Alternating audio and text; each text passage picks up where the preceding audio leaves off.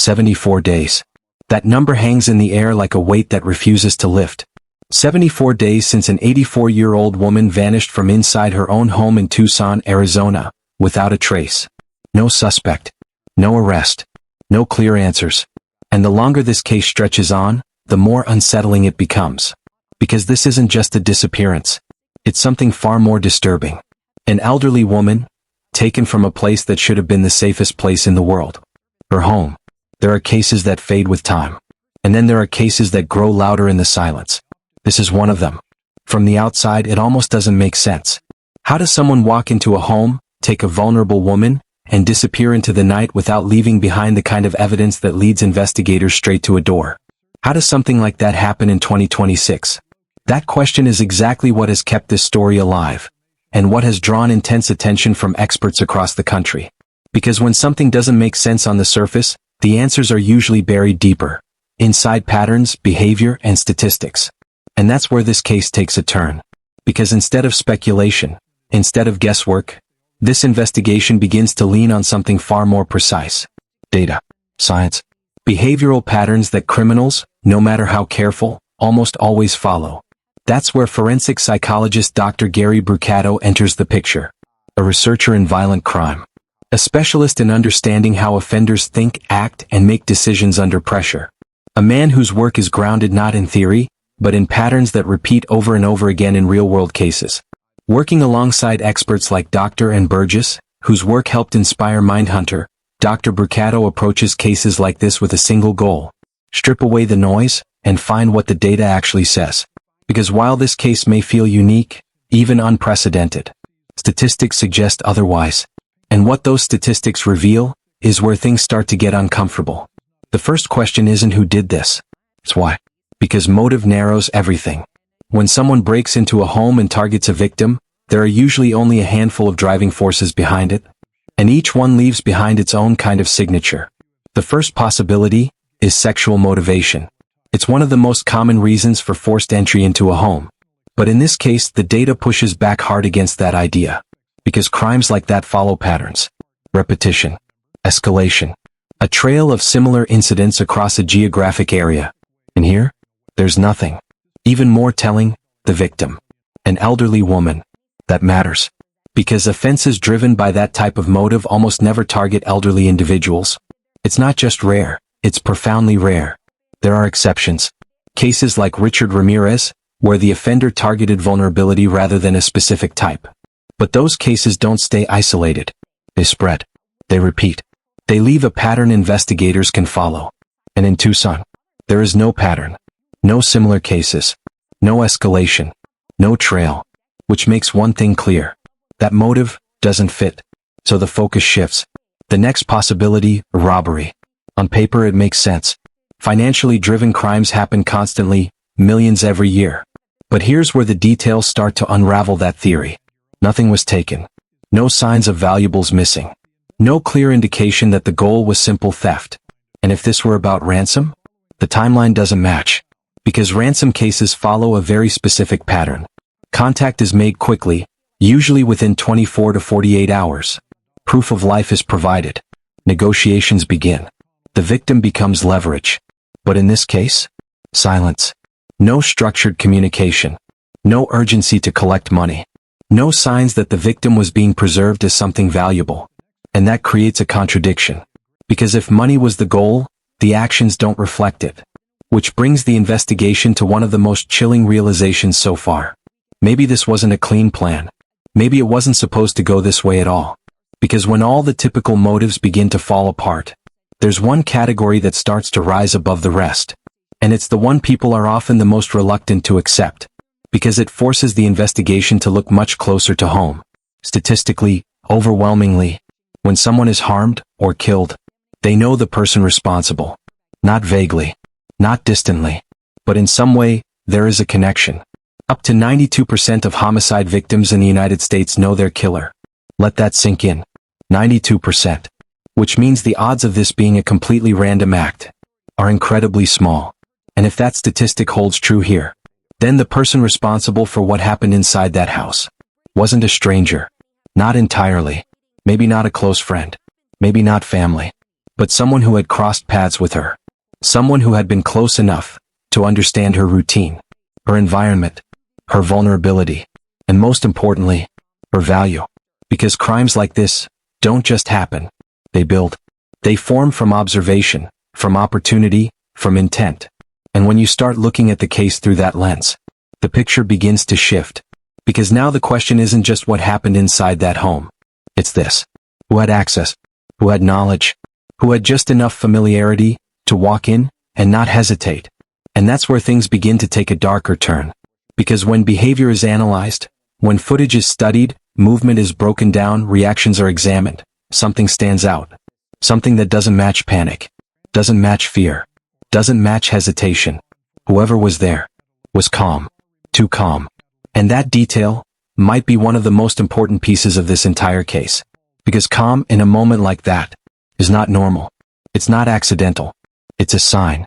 A signal of someone who is either experienced or wired differently. Someone who doesn't react the way most people would under pressure. And that opens the door to a completely different kind of profile. Not just someone who committed a crime, but someone who may have been capable of it long before that night ever happened. And if that's true, then this case isn't just about a single moment. It's about a pattern, a history, a person who may have already crossed lines long before stepping into that home. And that realization changes everything. Because now, the search isn't just for a suspect. It's for someone who may already exist in the system. Someone who has been seen before. Someone who may not look dangerous on the surface, but carries something far more concerning underneath. And as this analysis deepens, a new theory begins to form. One that suggests this may not have been a one-person operation at all. Once the possibility of a personal connection enters the picture, everything starts to narrow. Not in a comfortable way. In a way that makes the case feel closer, smaller, more contained. Because if the person responsible knew the victim, even in a passing way, then this wasn't random chaos drifting through a neighborhood. It was targeted. And targeting requires familiarity. Familiarity with routines, with surroundings, with vulnerability. That kind of knowledge doesn't come from nowhere. It comes from proximity. Someone who had been inside the home before, or at least close enough to understand it. Someone who knew what to expect, and more importantly what not to fear. And that's exactly what stands out. The lack of fear. When behavior experts analyze situations like this, they look for the small cracks, tiny signals the human body gives off under stress. A glance over the shoulder, a hesitation, a rushed movement, something, anything, that shows the person understands the risk they're taking. But here, there's almost none of that. The individual seen moves with an unsettling level of control. No visible panic. No urgency. No sign of someone worried about getting caught in the moment. That kind of composure doesn't just happen. It points towards something deeper. A personality type. Because even experienced criminals, people who have committed crimes before, still show stress. It leaks through in subtle ways. But when that stress is completely absent, it raises a different possibility. A psychopathic profile. Not the exaggerated version seen in movies, but a real, clinical pattern. Someone who doesn't process fear the same way. Someone who doesn't feel the same internal alarms most people would in a high-risk situation. And that matters. Because individuals with that kind of personality structure often have a history. Not always obvious. Not always violent. But a pattern of behavior that stretches back over time. Trouble with authority. Conflicts with others. Moments where aggression, entitlement, or disregard for consequences becomes visible. Sometimes it's small, arguments, altercations, minor offenses. Other times, it escalates. But the key detail is this. It rarely starts with something this serious. Which means if that profile is accurate, then whoever was involved here has likely crossed paths with law enforcement before. Maybe not for something like this, but for something. And that opens a very specific path for investigators. Because instead of searching blindly, the focus shifts toward people already known. People with records. People who have displayed behavior that stands out. And more importantly, people who are local. Because everything about this case suggests familiarity with the area. The comfort level. The movement. The apparent lack of hesitation inside the environment. This doesn't look like someone who drove in from hours away and took a chance. This looks like someone who knew where they were. Someone who understood the layout, the timing, the risks. And that points to one of the most consistent conclusions experts keep returning to. The person responsible is likely from that area, within a relatively small radius, close enough to observe, close enough to plan, close enough to disappear back into normal life afterward. But that's where another layer of complexity emerges, because when the behavior is broken down further, it doesn't fully align with a single organized individual. There are contradictions, moments that feel controlled, followed by actions that feel careless, calculated decisions, mixed with amateur mistakes. And that combination is hard to ignore, because it suggests something unusual, not just one mind at work, but more than one. A theory begins to form, one that compares the situation to something almost deceptively simple. A restaurant, where the person seen, the one on camera, is not the mastermind, but the server, the one carrying out instructions, visible, exposed, doing the work, while somewhere behind the scenes, there's someone else, the one who planned it, the one who understood the bigger picture, the one who never had to step into view, the chef. If that theory is correct, then the person captured on camera may not be the one who conceived the crime at all. Instead, they may be someone chosen for a specific role, someone willing, someone capable of doing something horrific, but not necessarily someone who planned it from start to finish. And that distinction matters, because when multiple people are involved, the dynamics change, mistakes increase, control weakens, and most importantly, the chances of something going wrong rise dramatically. Which brings the investigation back to one of the most important possibilities in this case, that this was never meant to end the way it did. Because when financial motivation is layered into the analysis, two primary scenarios emerge. The first is that the intention from the very beginning was homicide, that everything was staged afterward to look like an abduction, a cover, a misdirection. But the second scenario feels more aligned with the evidence, an attempted abduction. A plan to take the victim for financial gain. A plan that, at some point, collapsed. Something went wrong. Something unexpected. Something that forced a split-second decision. That changed everything. Because when plans fall apart in situations like this, there are only a few ways it ends. And none of them are good. Panic, violence, or a desperate attempt to erase what just happened. And if that's what occurred here, then the absence of ransom, the lack of communication, the silence that followed, starts to make sense, because there was no longer anything to negotiate, no leverage left, no outcome to salvage, only a problem, a massive, irreversible problem. And in that moment, the priority shifts, not to profit, but to survival, to avoiding detection, to eliminating anything that could tie the crime back to those responsible. And that's where the case takes its darkest turn, because when offenders reach that point, their actions become far more extreme, more calculated in a different way, not to achieve a goal, but to erase one, to remove evidence, to eliminate traces, to make sure that whatever happened stays hidden. And according to data, when crimes reach that stage, recovery becomes much harder, because the methods used are designed for one purpose, to ensure that nothing is found, not easily, not intact, sometimes not at all. It's a reality that investigators understand all too well. And it's one of the reasons cases like this become so difficult and so haunting, because the absence of answers isn't always an accident. Sometimes it's intentional. But even in cases where evidence is hidden, people aren't. And when more than one person is involved, that truth becomes even more important. Because no matter how carefully something is planned, human behavior has a way of unraveling it, especially under pressure, especially over time, and especially when there's something to gain. Which raises a question that continues to linger over this case. If more than one person was involved, why hasn't anyone come forward? Because statistically, that silence doesn't last forever. Silence can mean many things: fear, loyalty, guilt. But in cases involving multiple people, silence is rarely permanent. Because the more individuals involved, the harder it becomes to control the narrative. Someone talks, someone slips, someone makes a mistake. That's not speculation, that's pattern. And yet, in this case, there's been nothing. No credible tip that breaks everything open. No insider stepping forward for the reward. No sudden crack in the story. And that's where the case becomes even more unsettling. Because there is a reward, over $1 million. An amount large enough to change a life overnight. And still, no one has come forward. That detail alone raises questions. Because money historically has a way of breaking even the strongest silence.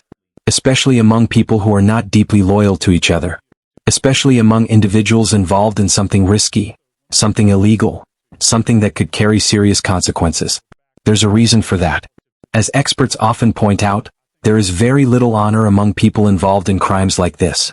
When pressure builds, when consequences become real, self-preservation takes over. And self-preservation doesn't stay quiet forever. So why is this different? One possibility is fear. Not just fear of law enforcement, but fear of someone else involved. Because in situations where there is a central figure, a planner, a coordinator, the one behind the curtain, that person often holds power over the others. Power through intimidation. Power through control. Power through the simple understanding that speaking out could make things worse. And if that's the case here, then silence isn't loyalty. It's survival. Another possibility is even darker.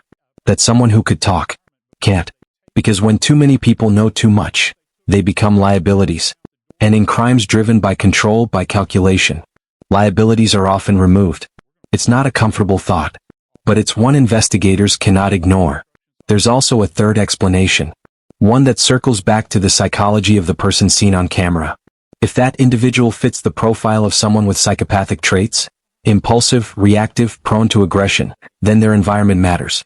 Because people with that kind of behavioral pattern don't exist in isolation. They move in certain circles. They interact with certain groups. And they often become recognizable, not necessarily by face but by behavior. The way they walk, the way they carry themselves, the way they react to others. Those details stick. Which is why another key focus in this case isn't just traditional investigation. It's community recognition. Not from people in structured environments, but from those on the edges. People who see everything, but are rarely asked. People who notice patterns others overlook. Because if someone like that walks into a room even wearing a mask, there are still tells. Body language, movement, posture, the way they shift their weight, the rhythm of how they walk. Those are things that don't change easily. And for someone who has seen that before, recognition can happen instantly. That's why investigators often look beyond the obvious, beyond neighborhoods and workplaces, into places where behavior is observed more closely than identities. Because sometimes the person who recognizes a suspect isn't who anyone expects. And that leads to another critical layer of this case. Post-offense behavior. Because what happens after a crime can be just as revealing as what happens during it. People change. Sometimes subtly. Sometimes dramatically. Someone suddenly has money they didn't have before. Someone starts spending differently. Acting differently. Taking risks they wouldn't normally take. Or going the opposite direction. Becoming quieter. More withdrawn. More cautious. Watching everything. Avoiding attention. Those shifts don't go unnoticed forever. Especially in close environments. Especially in communities where people pay attention to each other. And if this crime was financially motivated, even if it failed, there may still be traces of that intent. Attempts to access money. Sudden financial pressure. Desperation that builds before the crime, and doesn't disappear afterward. All of those pieces form a pattern. And patterns are what solve cases like this. But there's another angle that continues to puzzle even experienced analysts. A question that doesn't go away. Why this victim?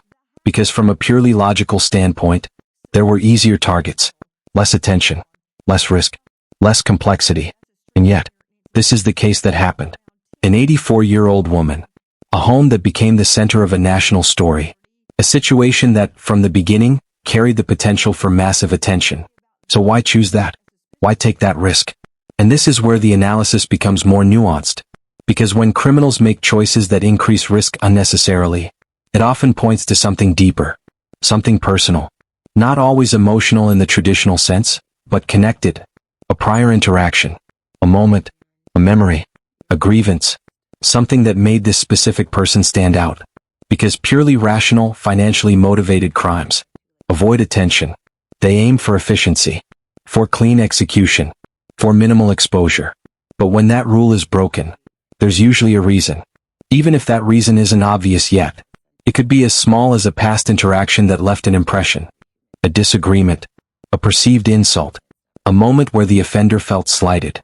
And for certain personality types, especially those prone to holding grudges, those moments don't disappear. They build. They sit. They grow into something larger. Something that eventually justifies action. And that's why, even in cases that appear financially motivated on the surface, there can be something else underneath. Something more personal. Something that doesn't show up in initial reports, but reveals itself when behavior is examined closely. Because not all motives are clean. Not all crimes are driven by a single reason.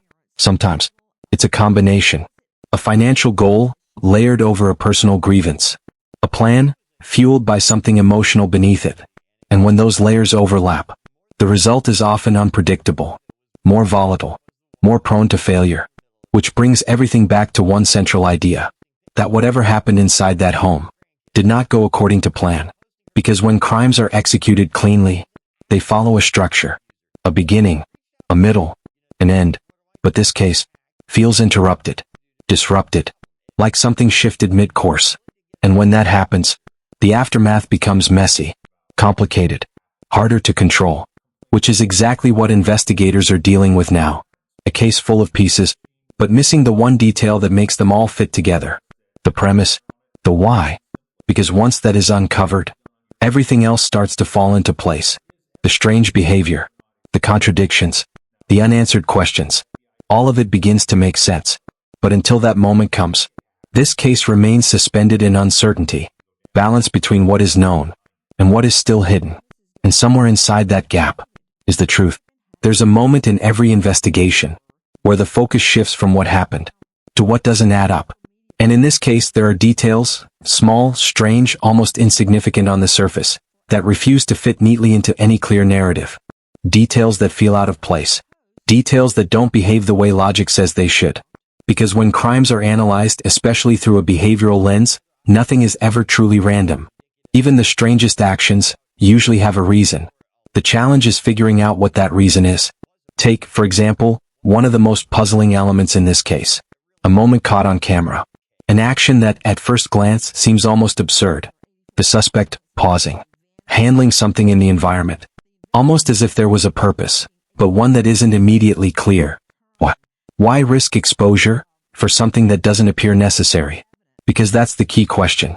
Not just what happened, but why do it that way? And this is where experienced analysts begin to slow everything down. Because actions like that don't just happen in a vacuum.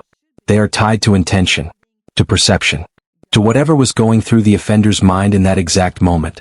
And sometimes, those moments are the cracks, the places where the truth starts to show itself. Because unless someone is completely careless, or completely incapable, there's usually a reason behind even the most unusual behavior. It might not make sense yet, but it will. Eventually. That's the nature of patterns. At first they look like chaos. But once the underlying logic is revealed, everything shifts. Suddenly what once felt random feels inevitable. And that idea, the existence of an underlying logic, is critical in understanding cases like this. Because from the outside this case feels full of contradictions. Calm behavior, mixed with sloppy execution. Planning, mixed with mistakes. Silence, mixed with strange communication. It doesn't feel clean.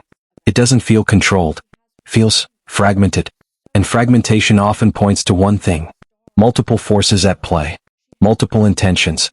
Possibly even multiple personalities influencing the outcome. Which brings the investigation back to something that continues to surface over and over again. The possibility that this wasn't just one person acting alone. Because when behavior doesn't fully align, when actions seem inconsistent, it often means the responsibility isn't contained within a single mind.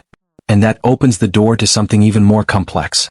Because when more than one person is involved, the question of motive becomes layered. Not everyone involved necessarily shares the same reason. One person may be driven by money, another by resentment, another by opportunity. And when those motivations collide, the result can look exactly like this. Disjointed, confusing, unpredictable. But there's another element that adds even more complexity to this case. The possibility of communication after the crime.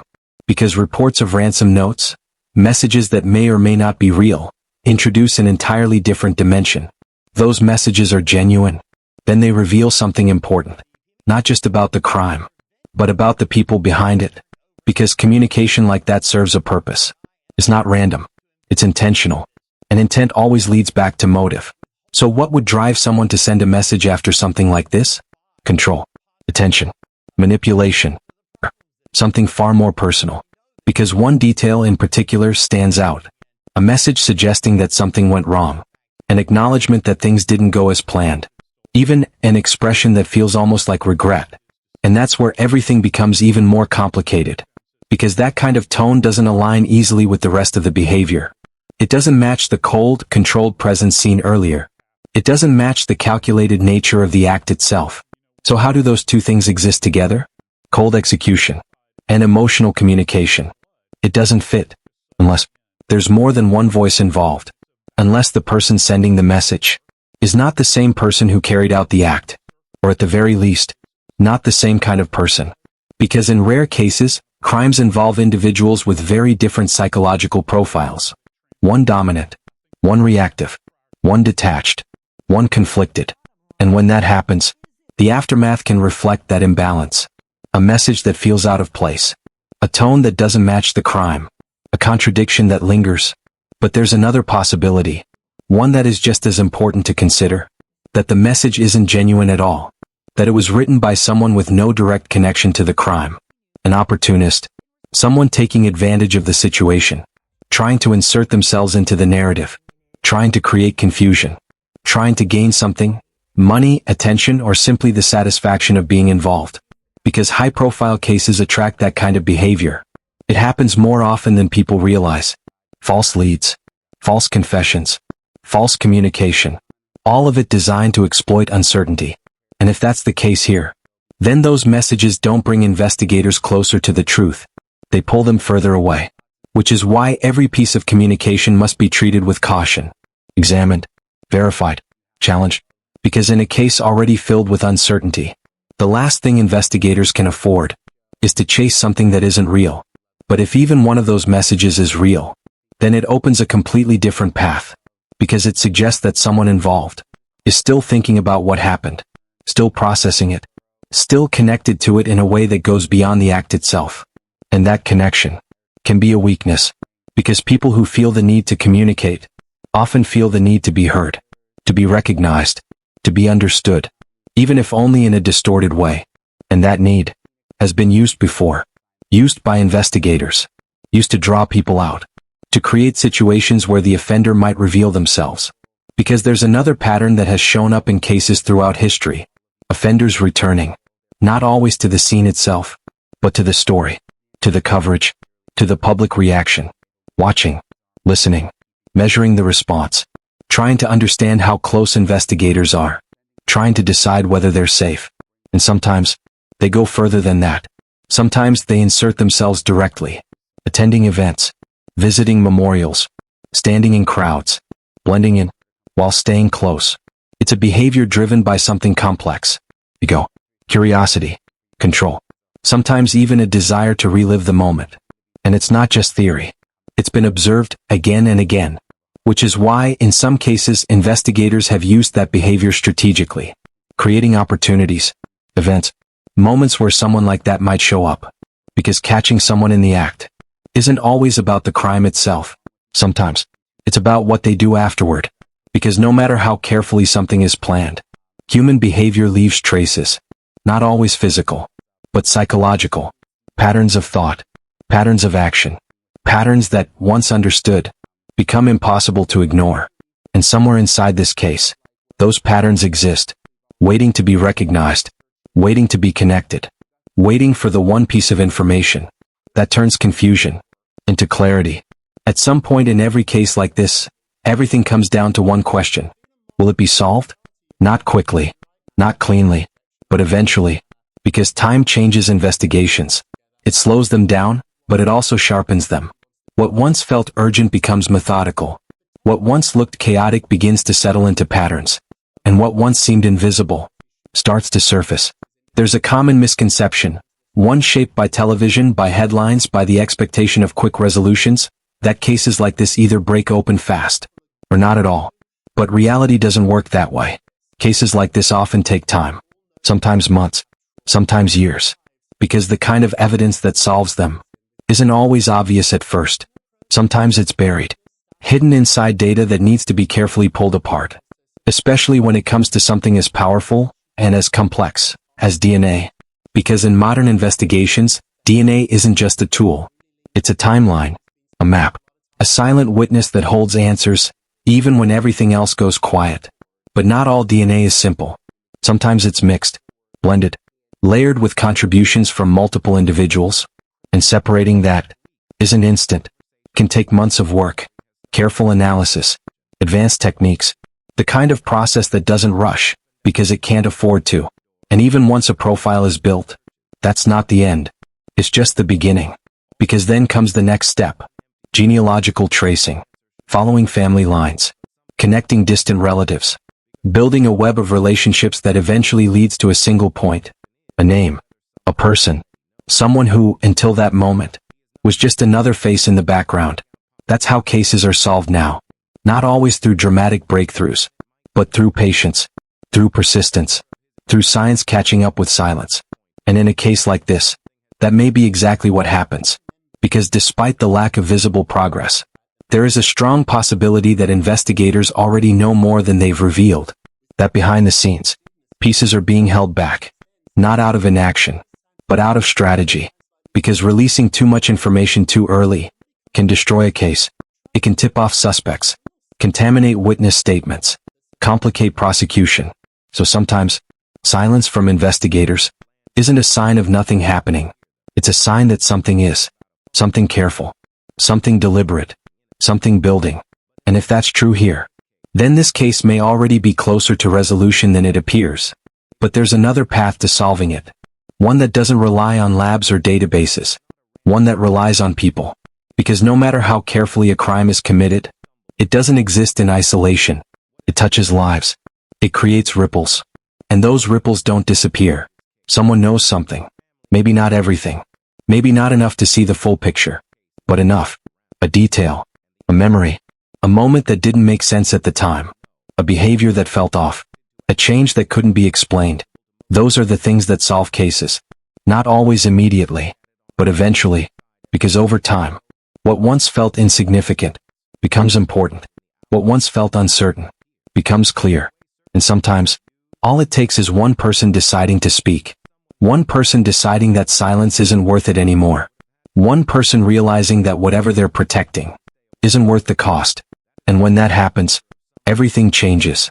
Because in cases involving more than one person, that moment is almost inevitable. Pressure builds. Fear grows.